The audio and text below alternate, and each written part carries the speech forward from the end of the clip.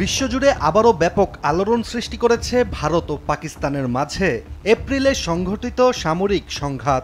এতদিন দুই দেশই ওই সংঘাতে বিজয় লাভ ও একে অপরের ব্যাপক ক্ষতি করার বিষয়ে নানা দাবি করে আসছিল। যেখানে পাকিস্তানের দাবি ছিল ভারতের যুদ্ধবিমান ভূপাতিত করার, আর ভারতের দাবি ছিল যুদ্ধে জয়লাভের। তবে এবার ভারতীয় বিমান বাহিনীর প্রধান নতুন করে জানিয়েছেন চাঞ্চল্যকর এক তথ্য, যেখানে তার মতে ভারত ও পাকিস্তানের একাধিক যুদ্ধবিমান ভূপাতিত করেছে। ভারতীয় বিমান বাহিনীর প্রধান air chief marshal A P Singh বিস্ফোরক দাবি করে জানিয়েছেন, পাকিস্তানের সাথে 4 দিনের যুদ্ধে ভারত ইসলামাবাদের মোট 6টি বিমান ধ্বংস করেছে, যার মধ্যে সবচেয়ে উল্লেখযোগ্য হচ্ছে মার্কিন যুক্তরাষ্ট্রের নির্মিত F-16 এবং চীনের তৈরি JF-17 যুদ্ধবিমান। ভারতীয় সংবাদ মাধ্যম এনডিটিভির একটি প্রতিবেদন থেকে জানা যায়, এই দাবি শুধু সামরিক শক্তির প্রদর্শন নয়, এটি একটি কৌশলগত বার্তা।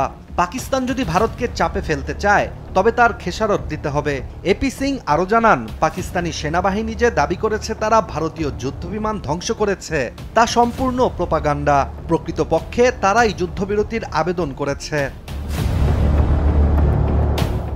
এদিকে দক্ষিণ এশিয়ায় ভয়াবহ এই সংঘাতের সূত্রপাত হয় ভারতের জম্মু কাশ্মীরের পেহেলগামে ভয়াবহ এক জঙ্গি হামলার পর। ওই ঘটনায় ২৬ জন নিরীহ মানুষ নিহত হওয়ার প্রতিশোধে ভারত শুধু সীমান্তে নয়, পাকিস্তান অধিকৃত কাশ্মীরেও সুনির্দিষ্ট টার্গেটে চালায় হামলা। ভারতীয় বিমান বাহিনী জানিয়েছে, ৩০০ কিলোমিটার জুড়ে বিস্তৃত 9টি সন্ত্রাসী ঘাঁটি গুড়িয়ে দেওয়া হয়। ধ্বংস হয় radar system, command centre, runway, hangar এবং একটি C-130 হারকিউলিস মডেলের পরিবহন বিমানও।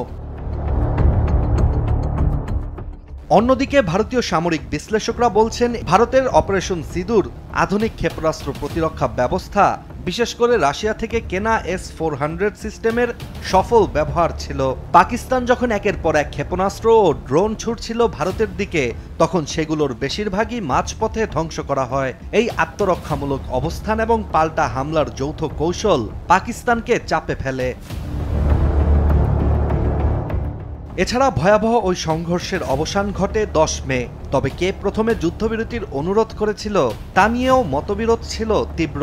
যুক্তরাষ্ট্রের প্রেসিডেন্ট ডোনাল্ড ট্রাম্প বারবার দাবি করে আসছেন তার মধ্যস্থতায় যুদ্ধ থেমেছে, কিন্তু ভারতীয় সরকার ও সেনাপ্রধানের ভাষ্য একেবারেই ভিন্ন। এই যুদ্ধবিরতির জন্য পাকিস্তানি আবেদন করেছে, কোনো তৃতীয় পক্ষের হস্তক্ষেপ ছিল না।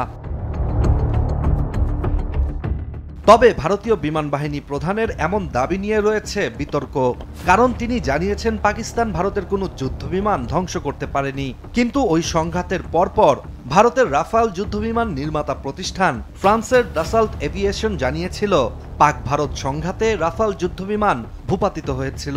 কিন্তু দুই দেশেরই এমন সব দাবির পক্ষে কোনো স্যাটেলাইট ছবি, ভিডিও প্রমাণ বা আন্তর্জাতিক পর্যবেক্ষকদের প্রতিবেদন খুঁজে পাওয়া যায়নি। ইশতিয়াক হোসেন, দেশ টিভি।